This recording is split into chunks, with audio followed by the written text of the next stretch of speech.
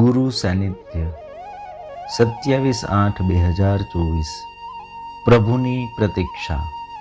સનાતન, આપને પ્રસન્ન કરવા માટે હું આપને શું આપી શકું? એવી કોઈ ચીજ મારી પાસે નથી જેનાથી શ્રેષ્ઠ ચીજ આપની પાસે ન હોય। વળી મારા કરતાં પણ વધુ આપને ભજવાવાળા, પૂજવાવાળા, જપવાવાળા, પ્રેમ કરવાવાળા, આપનું તપ, ધ્યાન, યોગ કરવાવાળા અનેકો ભક્તો, તપસ્વીઓ, ધ્યાનીઓ અને જ્ઞાનીઓ આપના અનેકો છે। આવી સ્થિતિમાં આપને મારા જેવાની તો યાદ ક્યાંથી આવે?